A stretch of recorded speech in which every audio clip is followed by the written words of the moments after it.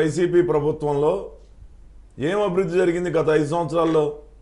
యనమల కుదురు బ్రిడ్జి తీసుకున్నాం, లేకపోతే ఇంజనీరింగ్ కాలేజీ ఫ్లైఓవర్ తీసుకున్నాం, లేకపోతే మద్దూరు ఉప్పులూరు రోడ్డు తీసుకున్నాం, చోడవరం పెనమలూరు రోడ్డు తీసుకున్నాం. గ్రామాల్లో ఎక్కడన్నా రోడ్లు వేయటం కానీ డ్రైన్లు కడతాం కానీ ఎక్కడైనా అభివృద్ధి అనేది కనిపిస్తూ ఉందా? పోనీ రాష్ట్రంలో తీసుకున్నాం, ఎక్కడైనా పరిశ్రమలు కానీ ఇండస్ట్రీస్ పరిశ్రమలు కానీ ఐటీ కంపెనీలు కానీ లేకపోతే ఉపాధి కోసం ఏమైనా ఫ్యాక్టరీలు కానీ ఎక్కడా కూడా అభివృద్ధి అనేది రాష్ట్రంలో ఎక్కడా కనిపించట్లేదు. ఈరోజు ఏదో బటన్ నొక్కాను నేను అందరికీ ఇది చేశానని, అందరికీ రెడ్డి కమ్మ కాపు బీసీ ఎస్సీ ఎస్టీ అందరికీ సమానంగా చేసే, ప్రత్యేకంగా ఎస్సీ ఎస్టీ బీసీలకి ప్రత్యేకంగా ఒరగబెట్టింది ఏమీ లేదు. మాట్లాడితే నా ఎస్సీ సోదరులకి ఇది చేశాను అది చేశానని ఒక రకంగా చెప్తే అందరూ కూడా నష్టపోయారు. వాళ్ళు ఈరోజు ధరలు పెంచడంలో కానీ అనేక రకాలుగా విద్యుత్ ధరలు కానీ లేకపోతే గ్యాస్ ధరలు కానీ లేకపోతే ఇసుక ధరలు కానీ మద్యం ధరలు కానీ ఇప్పుడు ఏ వస్తువు ధర పెరగలేదు. ఒక్కసారి ప్రజలు ఆలోచించుకోవాలా. ఇవన్నీ కూడా పన్నుల రూపంలో వడ్డించి మళ్ళీ తిరిగి ఏదో ఇస్తున్నాను అని చెప్పి గతంలో బీసీలకి అనేక రకాలుగా తెలుగుదేశం పార్టీ ప్రభుత్వంలో కార్పొరేషన్లు పెట్టడం, వాళ్ళకి లోన్లు ఇవ్వటం కానీ పరికరాలు ఇవ్వటం కానీ లేకపోతే ఎస్సీలకి అయితే ఎస్సీ కార్పొరేషన్ ద్వారా గ్రామాల్లో నేను చెప్తా ఉన్నా, గ్రామాల్లో దాదాపుగా ఒక 20 గ్రామాల్లో నియోజకవర్గంలో ఎస్సీ సబ్ ప్లాన్ కింద నిధులు తీసుకొచ్చి డ్రైన్లు రోడ్లు 90% 80% పూర్తి చేయడం జరిగింది. ఈ 5 సంవత్సరాల్లో ఎస్సీ సబ్ ప్లాన్ కింద ₹1 ఖర్చు పెట్టారా? ఎక్కడా లేదు. ఇంకా వైసీపీ ప్రభుత్వంలో అభివృద్ధి ఏంటి? వాళ్ళు చెప్పుకుంటున్నారు గొప్పలో. ఒక అభివృద్ధి కార్యక్రమం ఇది చేసాం, ఒక పరిశ్రమ తీసుకొచ్చామని చెప్పమనండి. వాళ్ళు ఏం పథకాలు పెట్టారు? వాళ్ళు ఇప్పుడు చంద్రబాబు నాయుడు గారు మేనిఫెస్టోలో ప్రకటించినవన్నీ కూడా వైఎస్ఆర్సీపీ పథకాలు ఏం కాదే.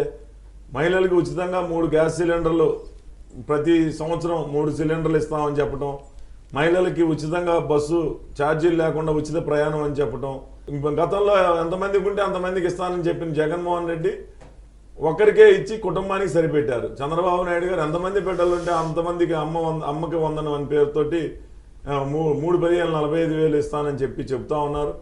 అలాగే రైతులకి ప్రతి సంవత్సరం 20,000 రూపాయలు అలా ఈ పథకాలన్నీ కూడా గతంలో ఏదైతే ఉచిత ఇసుక విధానం ఉందో అది కూడా ఉచితంగా ఇసుక ఇస్తామని చెప్పి చంద్రబాబు నాయుడు గారు చెప్పారు. విద్యుత్ ఛార్జీలు పెంచమని చెప్పారు. అట్లాగే ఇంకా రంజాన్ తోఫా, ఈరోజు పవిత్ర రంజాన్ మాసంలో ఉన్నాం. మైనార్టీ సోదరులందరూ ఎంతో పవిత్రంగా భావించే రంజాన్ మాసంలో పండగ ముందు రంజాన్ తోఫా అని చంద్రబాబు నాయుడు గారు ఇచ్చేవాళ్ళు. ఈ 5 సంవత్సరాలు ఏమైనా ఇచ్చారా? ఎవరికన్నా ఒక పేదవాడికి ఏదన్నా పండగ చేసుకోవడానికి ఏదైనా ఇచ్చారా? ఇది ఒక్కటి చాలదు. ముస్లిమ్స్కి మైనార్టీలకి దోహం చేశారు అని మరి ఈ అలాగే పెళ్లి కానుక అనేది దులహాన్ అనేది ఇచ్చేవాళ్ళు, అది లేదు. అట్లా మైనార్టీల్ని ఒక రకంగా ముంచారు. మరి ఎస్సీ బీసీ సోదరులు ఇందాక ఏ విధంగా నష్టపోయారు అనేది కూడా చెప్పాను. ఇవన్నీ కూడా ప్రజల్ని వంచడానికి వైసీపీ కార్యకర్తల్ని వాలంటీర్స్గా పెట్టుకొని ప్రజలు కట్టిన పన్నులు వాళ్ళ పార్టీ కార్యకర్తలకు వాడుకోవటం, ప్రభుత్వ సముదాయాలకి రంగులేయటం, ఇవి తప్పితే ఈ రాష్ట్రంలో అభివృద్ధి అనేది శూన్యం. తప్పకుండా ప్రజలందరూ కూడా, నేను గ్రామంలో తిరుగుతూ ఉంటే ప్రతి ఒక్కరు చెప్తా ఉన్నారు, ఏదో ఒక్క అవకాశం అని చెప్పి అవకాశం ఇచ్చాం కానీ మా చెప్పుతో మేము కొట్టుకున్నట్టుగా ఉంది. చచ్చినా ఇక ఓటేయమండి, మీరే మాకు రావాలి, మీరే గెలవాలి, చంద్రబాబు నాయుడు గారు రావాలని చెప్పి ప్రతి ఒక్కరు కూడా చెప్తా ఉంటే చాలా ఆనందంగా ఉంది. 2014 నుంచి 19 దాకా ఏ విధంగా ప్రజల మధ్య ఉండి నేను ఒకటే చెప్తాను ప్రజలందరికీ కూడా, నన్ను గెలిపిస్తే నేను మీ దగ్గరికి వస్తా, నా ప్రత్యర్థిని గెలిపిస్తే మీరు అతను ఎత్తుక్కుంటూ వెళ్ళాలి. ఒక్క ఓటు నాకేంటి, 5 సంవత్సరాలు ఇంటూ 365 రోజులు మీకు సేవకుడిలాగా పనిచేస్తా, 6 నెలలకో లేకపోతే 3 నెలలకో మీ దగ్గరికి వస్తా, మీ సమస్యలు తెలుసుకుంటా. 100 సమస్యలు ఉండొచ్చు, 100 పరిష్కారం కావు, కానీ వాటిలో 90 ఎంతో కొంత అవి పరిష్కారం కావడానికి నేను ప్రయత్నం చేస్తా.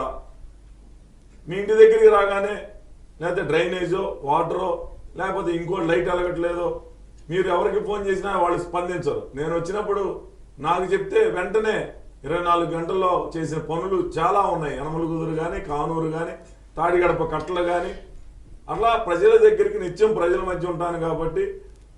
అలాగే అభివృద్ధి కూడా యనమలకుదురు గ్రామం దగ్గర నుంచి శివారు గ్రామం ముదునూరు దాకా కూడా ఎన్ని రోడ్లు వేసాం. అప్పటి నుంచి కూడా ఈ రోజు వరకు కూడా పూర్తి స్థాయిలో అభివృద్ధి జరగలేదంటే మరి ఇంత టెక్నాలజీ, ఇంత ఇన్ఫ్రాస్ట్రక్చర్ కూడా డెవలప్ అయినా కూడా మరి 2014 నుంచి 19 దాకా జరిగిన అభివృద్ధి 19 నుంచి 24 దాకా ఎందుకు చేయలేకపోయారు? అసమర్థత ప్రభుత్వం వల్లనే కదా. తప్పకుండా రాబోయే తెలుగుదేశం పార్టీ మీరందరూ కూడా భారీ మెజార్టీతో గెలిపించండి. ఎక్కువ నిధులు పెనమలూరు నియోజకవర్గం నుంచి నేను ఇంకోటి కూడా డిమాండ్ చేస్తా ఉన్నా. ప్రజలందరూ ఎక్కడికి వెళ్ళినా మీరే గెలుస్తారని అంటున్నారు, కానీ అది కాదు ముఖ్యం. భారీ మెజార్టీతో మీ స్నేహితులు, మీ బంధువులు అందరికీ, చుట్టుపక్కల వాళ్ళందరికీ చెప్పి బోడే ప్రసాద్ అయితే మన దగ్గరికి వస్తాడు, ఇంకో వ్యక్తి అయితే అతను అడ్రస్ ఎక్కడో తెలియదు, ఎక్కడి నుంచి వచ్చాడో తెలియదు, మైలవరం అంట, మైలవరంలో పోటీ చేసి అక్కడ ప్రజలు వద్దు అంటే పెడను పంపించారు. పెడన్లో నిజంగా ప్రజలు చీ కొడతా ఉన్నారు. అక్కడ వద్దు, అక్కడ ఓడిపోతాడని అంటే పెనమలూరు పంపించారు. అక్కడ పనికిరాని చెత్త ఇక్కడ పనికి వస్తుందా? కాబట్టి మీరు మళ్ళీ వైసీపీ కార్యకర్తలను కూడా నేను రిక్వెస్ట్ చేస్తా ఉన్నా.